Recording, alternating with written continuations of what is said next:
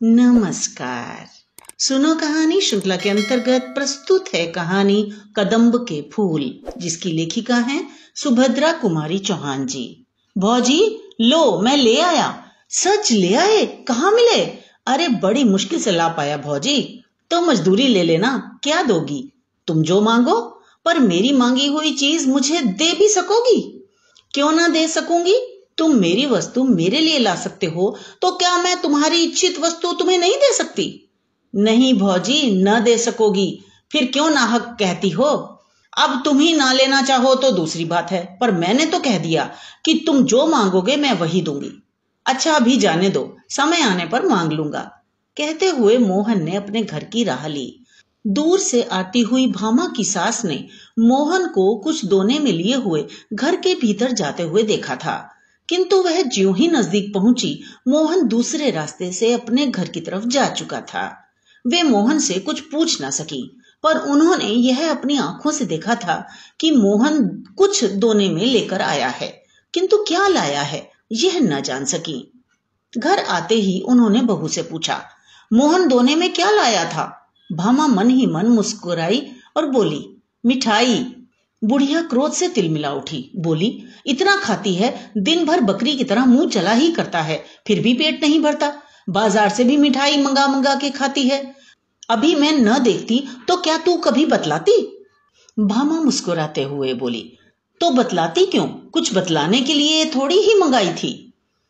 क्यों, क्या मैं घर में कोई चीज ही नहीं हूं? तेरे लिए तो मिठाई के लिए पैसे हैं। मैं 4 पैसे दान दक्षिणा के लिए मांगूं तो सदा मुंह से ना ही निकलती है। तेरा आदमी है तो मेरा भी तो बेटा है, क्या उसकी कमाई में मेरा कोई हक ही नहीं? मुझे तो 2-4 सूखी रोटी छोड़कर कुछ भी न नसीब हो, और तू मिठाई मंगा मंगा के खाए। कर ले जितना तेरा जी चाहे, भगवान तो ऊपर से देख रहा है, वह तो सजा देगा ही। भामा मुस्कुराते हुए बोली, क्यों कोस रही हो माँ जी? मिठाई एक दिन खा ही ली तो क्या हो गया, अभी रखी है, तुम भी ले लेना। चल रहने दे, अब इन मीठे पुचकारों से किसी और को बहलाना। मैं तेरे हाल सब जानती हूँ। तू समझती होगी कि तू जो कुछ करती है वह कोई नहीं जानता। मैं तो तेरी नस नस पहचानती हूँ। दुनिया में बहुत सी औरतें देखी हैं, पर सब तेरे तले तले। मुस्कुराते हुए भामा बोली, सब मेरे तले तले न रहेंगी तो करेंगी क्या? मेरी बराबरी कर लेना कोई मामूली बात नहीं है। मैं ऐसी वैसी थोड़े हूं। चल चल, बहुत बड़प्पन ना बघार, नहीं तो सब बड़प्पन निकाल दूंगी। भामा अब कुछ चिढ़ गई थी, बोली, बड़प्पन कैसे निकालोगी माँ जी? क्या मारोगी? माँ जी को और भी क्रोध आ गया और बोली, मारूंगी भी तो मुझे कौन रोक लेगा? मैं गंगा को मार सकती हूँ, तो क्या तुझे मारने में कोई मेरा हाथ पकड़ लेगा? मारो, देखूं कैसे मारती हो। मुझे वह बहू न समझ लेना जो सास की मार चुपचाप सह लेती हैं। तो क्या तू भी मुझे मारेगी? बाप रे बाप, इसने तो घड़ी भर में मेरा पानी उतार दिया। मुझे मारने कहती है? आने दे गंगा को। मैं कहती हूँ कि भाई, तेरी स्त्री की मार सहकर अब मैं घर में ना रह सकूंगी। मुझे अलग झोपड़ा डाल दे, मैं वहीं पड़ी रहूंगी। जिस घर में बहू सास को मारने के लिए खड़ी हो जाए, वहां रहने का धर्म नहीं। यह कहते कहते माँ जी जोर जोर से रोने लगी। भामा ने देखा कि बात बहुत बढ़ गई है, अतः वह बोली, मैंने तुम्हें मारने को तो नहीं कहा माँ जी, क्यों झूठ मूठ कहती हो?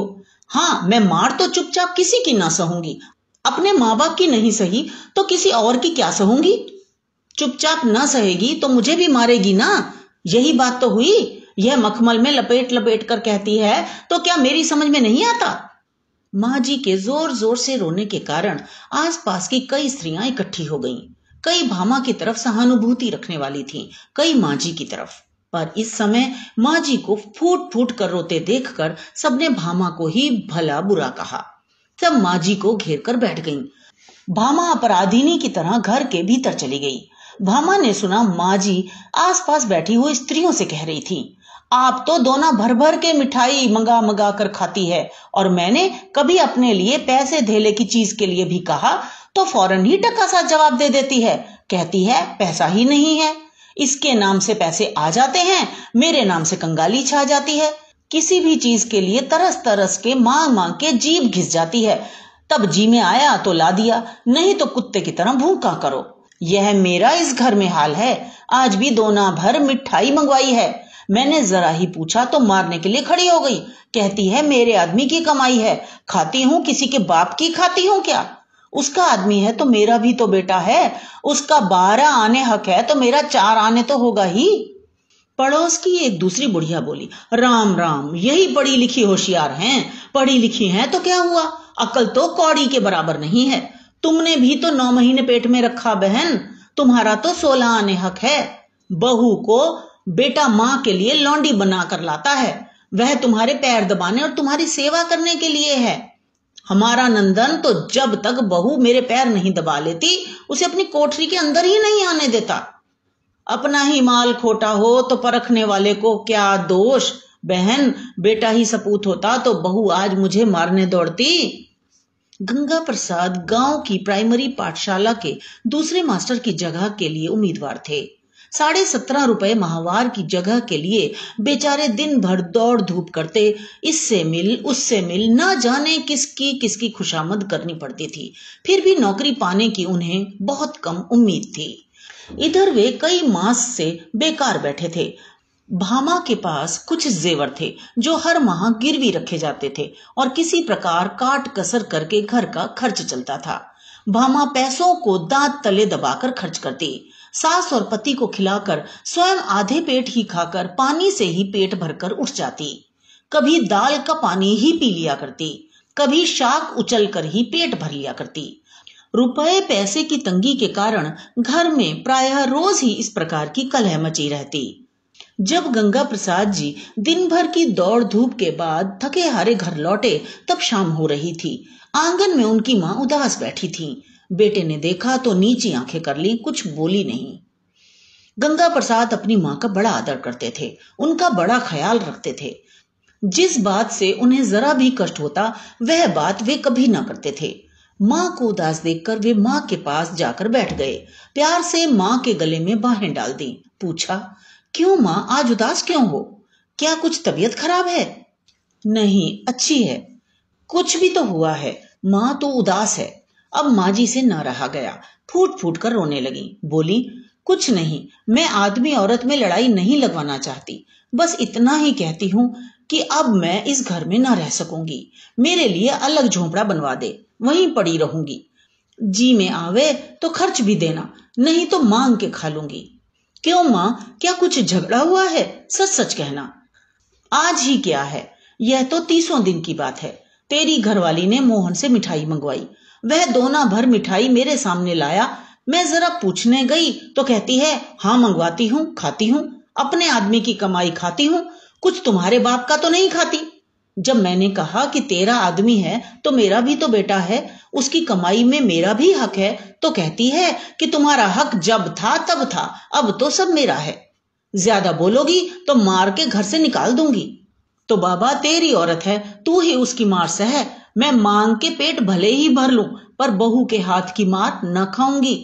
गंगा प्रसाद अब न सह सके, बोले, बहू तुझे मारेगी माँ? मैं ही ना उसके हाथ पैर तोड़कर डाल दूंगा। कहते हुए वे हाथ की लकड़ी उठाकर बड़े गुस्से से भीतर गए। भामा को डांट कर पूछा, क्या मंगाया था तुमने मोहन से? गंगा प्रसाद के इस प्रश्न के उत्तर में कदम के फूल थे भैया, कहते हुए मोहन ने घर में प्रवेश किया। तब तक भामा ने दोना उठाकर गंगा प्रसाद के सामने रख दिया था। दोने में 8-10 पीले पीले गोल गोल बेसन के लड्डुओं की तरह कदम्ब के फूलों को देखकर गंगा प्रसाद को हंसी आ गई। मोहन ने दोने में से एक फूल उठाकर कहा, कितना सुंदर है ये फूल भौजी। तो ये तो थी कहानी। अगर आपको हमारी कहानियां पसंद आती हैं तो कृपया चैनल को सब्सक्राइब करें, बेल आइकन को भी क्लिक करें और अपने दोस्तों के साथ भी जरूर शेयर करें। तो मिलते हैं अगली कहानी में। धन्यवाद।